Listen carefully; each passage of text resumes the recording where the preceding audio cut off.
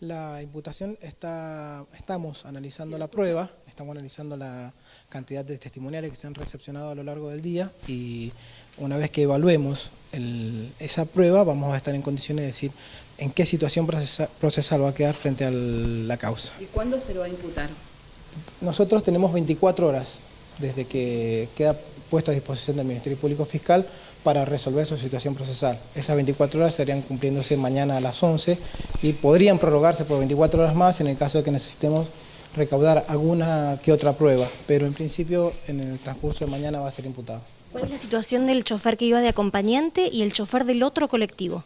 El chofer que iba de acompañante se dispuso el recupero de la libertad inmediata. Desde la oficina fiscal había cuenta que al momento del accidente él no estaba conduciendo el vehículo y tampoco había tenido ninguna intervención en el hecho en sí.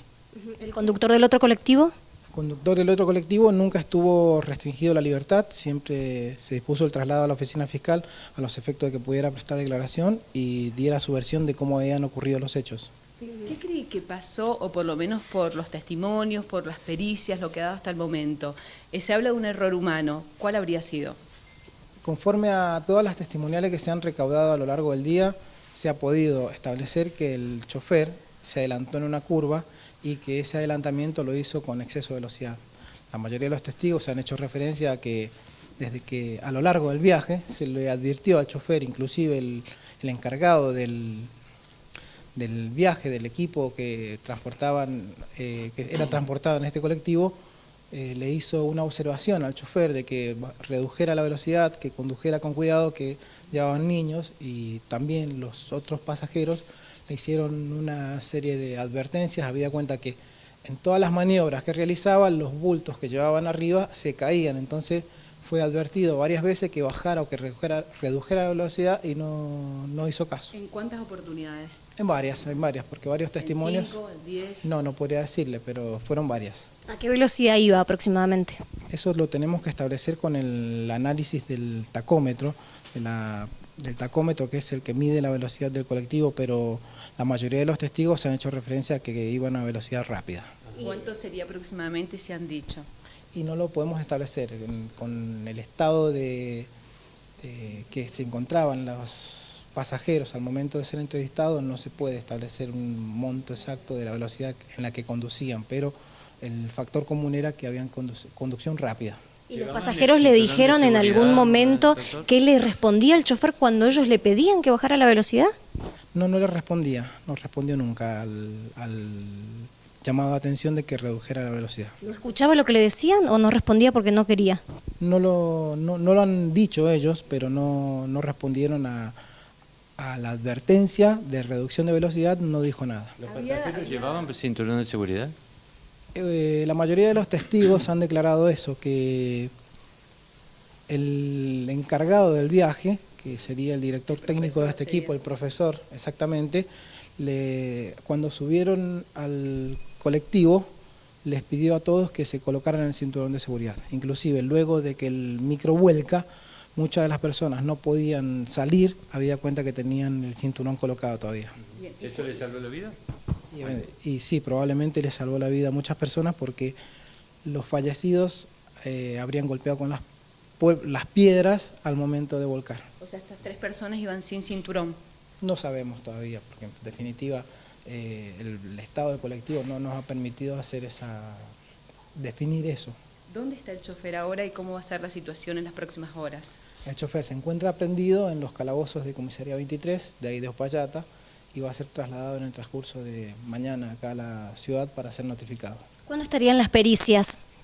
Una vez que se proceda al secuestro, a la extracción del equipo donde va colocado el tacómetro y se haga la pericia respectiva, vamos a tener el resultado. Eso puede demorar 1, 2, 3, 4, 5 días en realidad. ¿De alguna forma el accidente de Turbus sienta jurisprudencia o alguna base para que ustedes también analicen ese hecho del año pasado para juzgar este?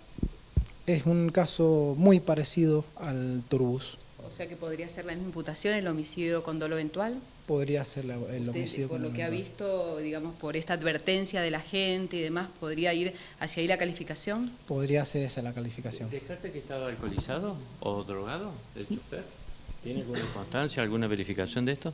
Desde el momento en que fue aprendido, se le hicieron las pericias respectivas, es decir, se le extrajo sangre y se le hizo la prueba de dosaje de alcohol. Y bueno, el dosaje de alcohol expirado, estamos esperando el resultado, lo mismo que las pruebas de laboratorio en el caso de la extracción de sangre. ¿No le dieron ningún anticipo? No, todavía no. Imagínense que el accidente ocurrió a las 3 de la mañana de hoy y se ha estado trabajando todo el día para recaudar toda la prueba. ¿Pero lo dio voluntariamente este hombre? Sí, se prestó voluntariamente. ¿Algún antecedente del chofer de que haya tenido quejas anteriormente por su conducción? Todavía no nos informan desde la empresa respecto a esta conducta. Lo que sí podemos informar que es a lo largo del pequeño trayecto recorrido fue advertido varias veces de que bajara la velocidad. ¿Cuáles son las similitudes que usted mencionaba que encuentra con ambas tragedias? El caso que las similitudes estarían dadas más o menos por no acatar las advertencias que le hacían los otros pasajeros, la imprudencia en la conducción, es decir, el exceso de la velocidad, intentar adelantarse por una zona prohibida y en una zona en nocturnidad, eso es importantísimo. ¿Había doble línea amarilla bien marcada? Intentó adelantarse en una curva y en una doble línea amarilla. ¿Cuáles eran las condiciones meteorológicas en ese momento? Primero se habló que estaba lloviendo, luego que las condiciones eran buenas. La mayoría de la gente que ha declarado en el expediente ha manifestado que las condiciones climatológicas eran óptimas, es decir, no estaba lloviznando, no había neblina, no había ninguna circunstancia que obstaculizara la buena conducción. ¿Qué le dice el chofer? ¿Qué le ha dicho? El chofer no declaró todavía, el chofer está prendido y no ha declarado y seguramente... No ha hecho ningún pedido especial, nada. No. ¿Los familiares ha venido gente familiar de él, gente de la empresa que se haya presentado para ser su abogado?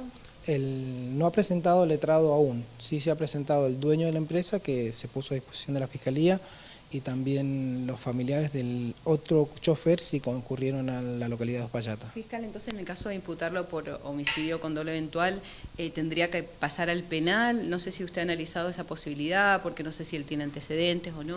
Si fuera imputado por el delito de homicidio simple con la modalidad de dolo eventual, la escala penal que tiene el delito es una escala penal alta. Entonces habría que empezar a analizar si existen riesgos procesales de entorpecimiento probatorio o presunción de fuga.